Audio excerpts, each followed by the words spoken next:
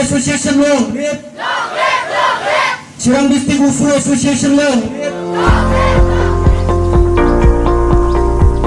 चिरां जिल्ला रुनिकाटानि सिङाव थानाय आस्राबारि श्री मुथौ इंराजि फरायसालियाव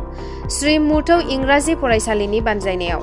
चिरां जिल्ला 12थि वुशु चेम्पियनशिप जुनियर आरो सेनियरनि गेलेगिरि लाइमोनफोरखौ लानानै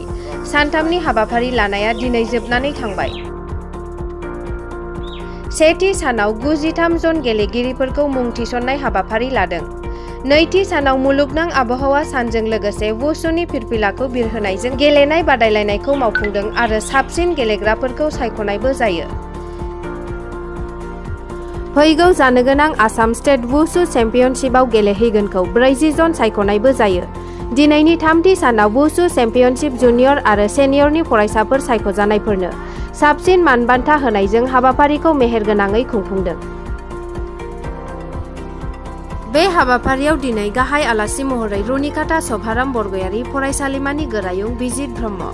चिरां जिल्ला 10थि दुवार दुलाराय बर' फरायसा आफादनि आफादगिरि श्री मृत्युंजय मोसाहारिजों लोगोसे गोबां गुनगोनां आलासिफोर नुजाथिफैदों। चिरां जिल्ला वुशु आफादनि गाहाय आफादगिरि अशोक कुमार ब्रह्म आरो गोरायुं बिजित ब्रह्म, बेजों लोगोसे मृत्युंजय मोसाहारिमोना हाबाफारियाव नुजाथिनानै मा बिबुंथि होदों खोनासंनानै लानि।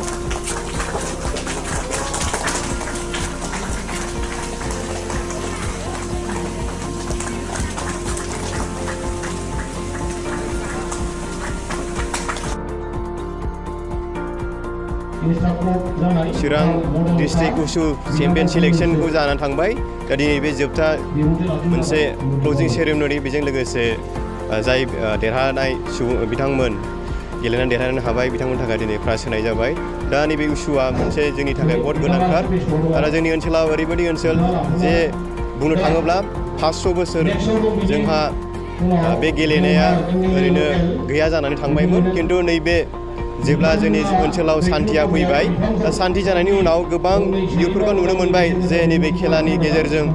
बिथांमोना आवगायबोदों आरो आसा खालामो जाहाथे नैबे वुशु गेलेनायजों लोगोसे गोबां जोंनि ओनसोला बिदिनो गोबां बिदिनो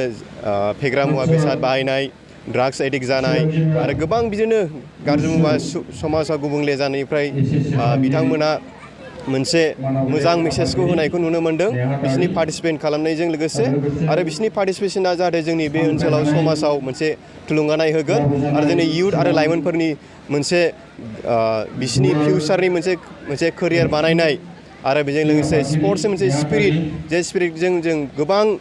बिथिङाव दावबायलांनो हायो। जों फरायनायनि बिथिंजों लोगोसे जों स्पर्ट्सनि गेजेरजोंबो गोबां साख्रि लानो हायो, ओनसोलखौ जोङो गोबां बिदिनो मुंदांखा खालामनो हायो आरो जोंनि हारिखौ जोङो गोजौआव दिखांलांनो हायो। दा बेखौ नोजोर बोनानै जों गोबां जोंनि गेलेगिरि बिथांमोनखौ जों नुनो मोनदों आरो बिथांमोनखौ जों आसा खालामो जाहाथे जों गोबां बिथिङाव जोंनि नेसनेल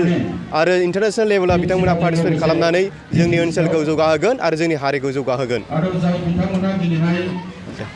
आच्छा, खुलुमग्रोनाय जाहैबाय गासिबो खौरांगिरि बा खौरां नायगिरि नोंथांमोनखौ गाहाम हामलायनाय जासिग्रोबाय। दा दिनै आस्राबारिनि सिङाव थानाय मुथौ इंलिश स्कुलाव सानथामनि हाबाफारि लानानै 12थि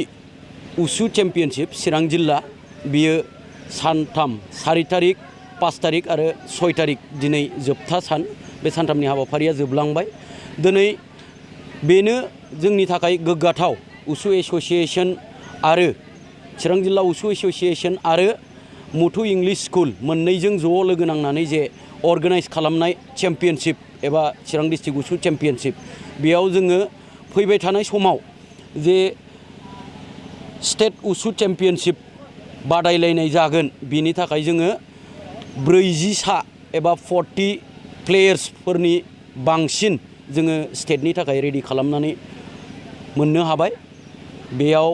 साब जुनियर, जुनियर आरो सिनियर बथ बयस आरो गार्ल्स बिथांमोना पार्टिसिपेट खालामसिगोन। आरो बे ओनसोलनि गासिबो रायजो राजा आइ आफाफोरा बा गार्जेनफोरा बा प्लेयार्सफोरा जोंनि गोबां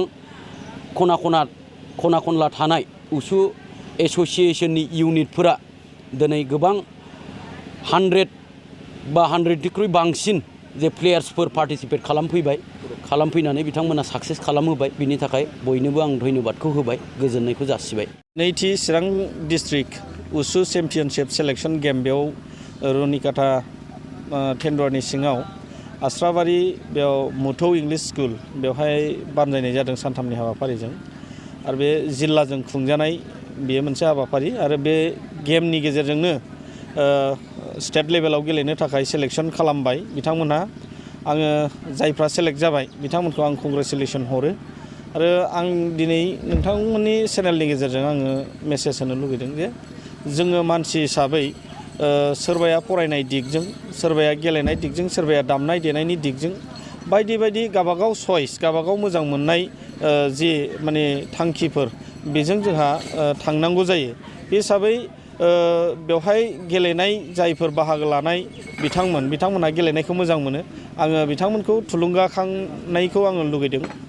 जाहाथे बिथांमोनहा गेलेनानै गावनि मुं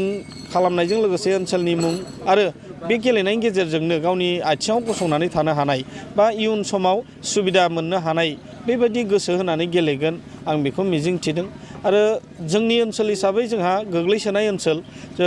गोबां बिथिङाव जोंहा जौगानांगौ दं सोलोंथाइजों लोगोसे दामनाय देनायानो जा मोसानाय मुसुरनायानो जा बा नोङो गेलेनायनि बिथिङावबो फुटबल क्रिकेट बायदि बायदि गेलेनाय भलिबल गेलेनाय काबादि गेलेनाय बा आर्सारि गेलेनाय दा गासिबो गेलेनायनि आयदायावनो जोंहा बेखौ माने जांख्रिखांहोनांगौनि जोंहा हाबाफारि लानांगौ दं एबा आं खावलायगोन बे ओनसोलनि जोंनि लाइमोनफोरखौ जाहाथे बेफोरबायदि गेलेनायावबो मुखुब जानानै थायो आरो गावनि इन्टारेस्टेड जायखौ गावहा मोजां मोनो बेखौ गेलेनायनि गेजेरजों गावखौ माने सुंथानानै लानायनि राहा खालामनानै लायो आरो बेनि गेलेनायनि गेजेरजों गोबां जोंहा मुलाम्फा दं देहायारिबो जोंहा मुलाम्फा दङ जोङो देहाया स्ट्रं जायो आरो मेन्टेलि नोङो बिराद मोनसे स्ट्रं जायो मेन्टेलि नोंहा फ्रि माइन्ड जायो दा बे हिसाबै आङो गेलेनायाव बाहागो लाजानायखौ लुबैयो मानोना बेयाव जोङो नुबाय आथिखालनि थासारिया गोबां लाइमोनफ्रानो गावनि समखौ ओरैनो बेखार नस्थ' खालामबाय थादों सोरबाया ड्राग्स जानायजों सोरबाया गानजा सोबनाय सोरबा बाइक सागदावनाय सोरबा मबाइल गेम गेलेनाय बायदिजों माने गावनि समखौ नस्थ' खालामनानै दंगासिनो दं खिन्थु जोंनि सुबुंनि जिउनि जे माने गावखौ राफोद खालामनायनि सम बेयो नैबे लाइमोन समानो बा नैबे जोंनि माने 18-20 बा 25 बोसोरसिमनि समानो जोंनि गावनि माने जिउखौ दानानै लानांगौनि सम दा बे समसिमावहाय जोङो जेरैबायदि माने मुखुबाव थानांगौ खिन्थु नंजां बाजाङाव थानायखौ जों नुदों ओंखायनो आं खावलायनो लुबैदों जोंनि जेसेबां लाइमोनफोर दं जाहाथे नाङै फाङै खामानिफ्राव मुखुब जास्लायस्लाय जोङो फरायनाय गेलेनाय दामनाय देनाय मेथाइ खननाय मुसुरनाय गासिबो बिथिङाव जाहाथे बाहागो लायो आरो गावखौ सासे राफोद बेक्ति खालामनानै लायो आं बेखिनिखौनो खावलायहरबाय